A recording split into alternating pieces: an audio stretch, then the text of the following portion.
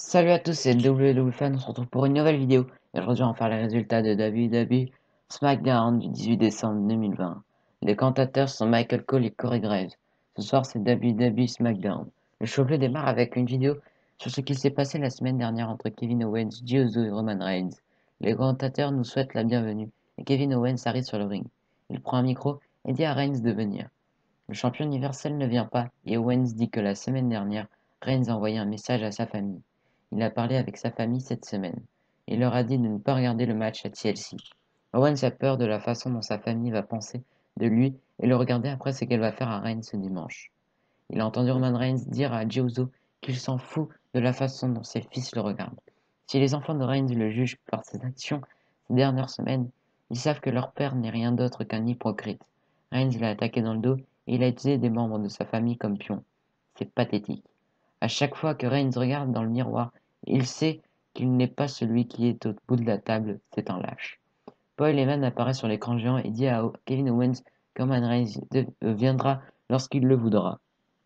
Heyman avoue avoir fait une erreur. Il a dit à Talking Smack qu'il pensait qu'Owens était un masochiste pour être revenu après ce qu'il s'est passé la semaine dernière.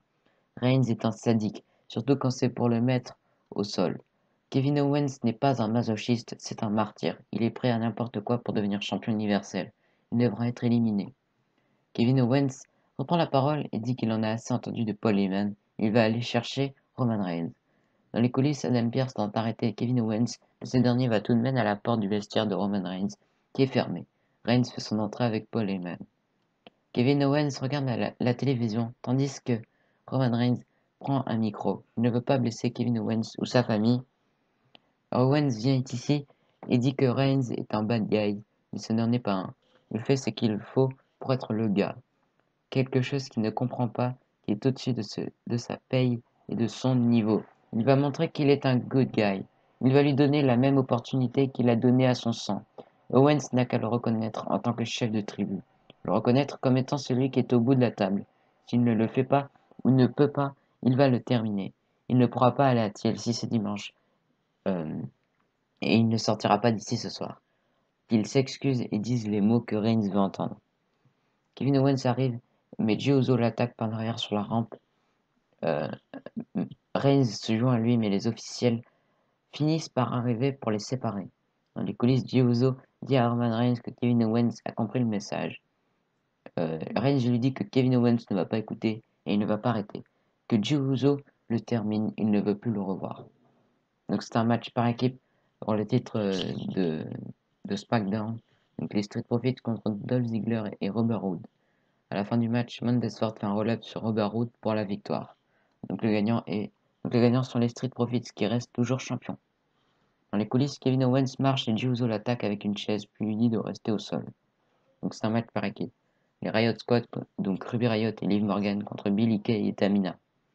À la fin du match, le Riot Squad fait un combo missile dropkick et flatliner sur Billie Kay pour la victoire par tombée. Donc les gagnantes sont la Riot Squad. Carmella fait son entrée sur le ring pour son toast. Elle a dit à son associé de préparer une dégustation pour terminer quel champagne elle prendra pour célébrer sa victoire à TLC.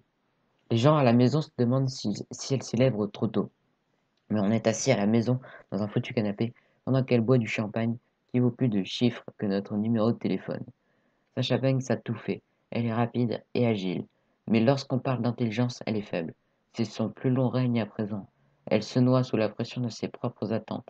Elle sentait la sentir glisser de ses doigts la semaine dernière. Alors elle a fait exprès de se disqualifier. C'est la raison pour laquelle elle sait qu'elle a battu Banks et qu'elle peut célébrer ce soir. Rien ne remonte la morale de Carmella par une coupe de champagne. Elle déguste un premier champagne, mais la musique de Sasha Banks commence. Carmella envoie son associé sur la rampe, mais Banks entre sur le ring de l'autre côté. Banks lui jette un verre à la tête avant de l'attaquer. L'associé de Carmella arrive pour enlever Banks, mais cette dernière veut lui faire son Banks statement. Carmella met Banks à terre avec une bouteille. Les coulisses, Kevin Owens est avec un médecin. Jey Uso arrive et l'attaque avant de le faire passer à travers une table, puis lui dit de rester à terre. Donc c'est un match simple. Otis accompagné par Chad Gable contre Shinsuke Nakamura accompagné par Cesaro. À la fin du match, Chad Gable dit à Otis de faire une suplex. Otis fait donc une suplex sur Shinsuke Nakamura, suivi d'une Spider Bomb et le tomber pour la victoire. Donc le gagnant est Otis. Dans les coulisses, Sami Zayn est prêt pour les Sammy's Awards. Il part et Biggie se montre en rigolant. Dans les coulisses, Chad Gable est content d'Otis. Sami Zayn est sur la scène et nous accueille pour les Sammy Awards. Une vidéo de présentation est diffusée et Sami Zayn présente la catégorie du retour de l'année. Celui qui remporte le trophée est Sami Zayn. Le prochain est pour le match de l'année. Le trophée revient à Sami Zayn pour sa victoire à Clash of Champions. Dernière catégorie, celle de la superstar de l'année. La superstar de l'année est Biggie. Sami Zayn est énervé. Biggie arrive sur la scène, puis veut remercier. Mais Sami Zayn le repose pour prendre la parole. Biggie l'attaque et l'envoie en bas de la rampe. Donc c'est un match simple. Bayley contre Bianca Belair. À la fin du match, Bayley contre une prise de Bianca Belair, puis lui fait un snapmare driver après avoir mis ses doigts dans les yeux de Belair, suivi du tombé pour la victoire. Donc le gagnant est Bayley. Roman Reigns, Jey et Paul Heyman arrivent sur le ring. Reigns dit que si on a une chance d'être sur le ring avec lui et dans le main event d'un pay-per-view est avec un titre en jeu, pourquoi le gâcher? Kevin Owens arrive sur le ring en boitant. Jey sort du ring, mais Kevin Owens prend une chaise et le met à terre. Il monte sur le ring et attaque Roman Reigns. Il veut lui faire un stunner, mais Jey arrive pour aider son cousin, qui fait un sbire à Owens.